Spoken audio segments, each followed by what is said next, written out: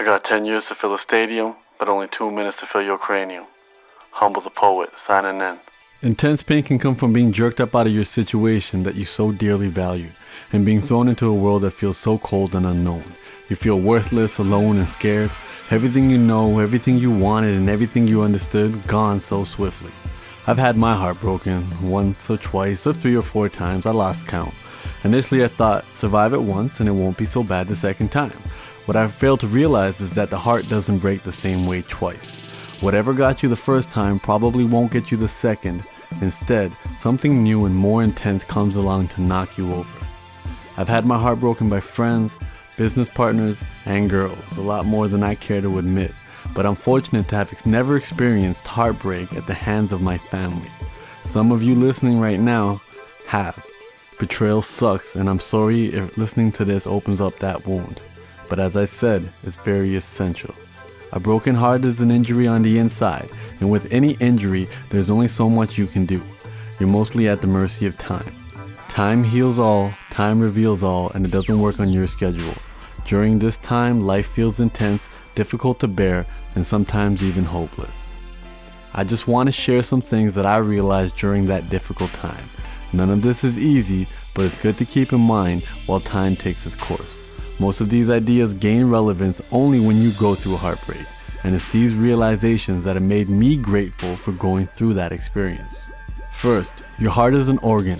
It's not broken, but the stress you're going through, combined with the lack of sleep and other poor life choices, can seriously harm your health. Make healthy decisions. Drinking may appear to numb the pain, but it's really a depressant, and a dangerous addiction and dependency can develop. My mother lost her brother to alcohol after his divorce. Alcohol and heartbreaks don't mix.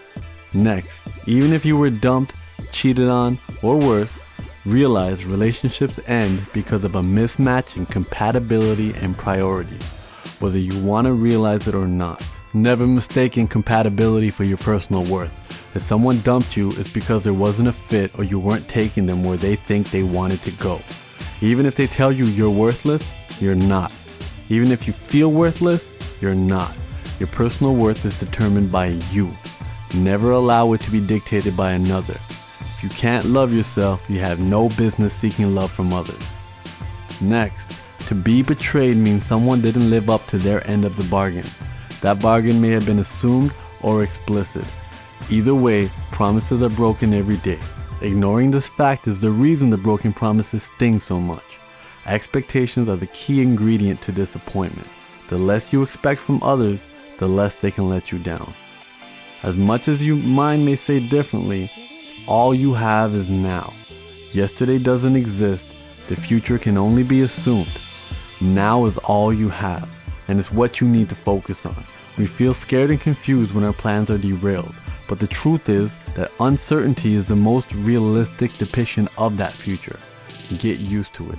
Change is not the enemy. It's the only consistency in your life. So focus on adapting. Happiness isn't what happens to you. It's how you deal with it. Again, this is easier said than done, but you're better off to even try to gain some control on deciding your emotions. We all have plenty to celebrate in our life. You can focus on what you have or what you lost. But that focus is your choice, and the emotions that come with that focus are the consequences of the choices you make. Unhappiness is when that picture in your head doesn't match the picture in your life. When you were a kid and wanted that toy, and mom said no and dragged you out the store, you were heartbroken. Maybe even so mad you didn't speak to her for a while, but you got over it. As you grow, your experiences are just amplified versions of that story. You're not getting what you want. Realize that some things are in your control and some are not. You need to meditate on what you can remedy and what you can't. The things you can't, work to move on from them. Comparison is the thief of joy. Who gives a fuck how many of your friends are in relationships right now? Finally, realize that everything you're going through in life is temporary, including your life as a whole. In the grand scheme of things, you'll look back at these events and realize how little they mattered. Harming yourself, or worse, can lead to permanent problems.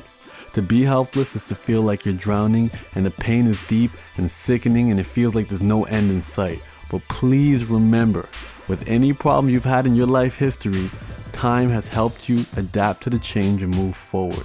If the stress and pain is too much to deal with, seek professional help. Your loved ones may have the best intentions, but they may not have the skill set to help you through what you're going through. Emotions are related to the chemicals in your brain.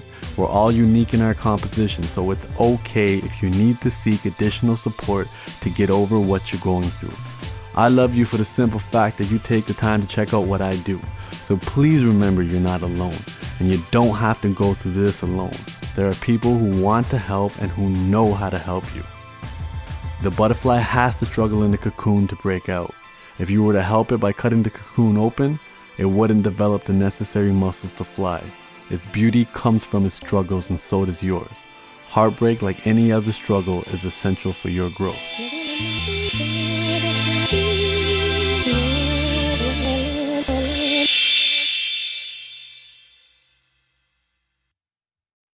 On a personal level, I want to continue to promote, this image of a beard and a turban in a positive light.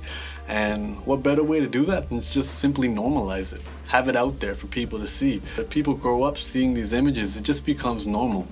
And for me, in my experiences, that's one of the easiest ways to kill the ideas of racism and prejudice.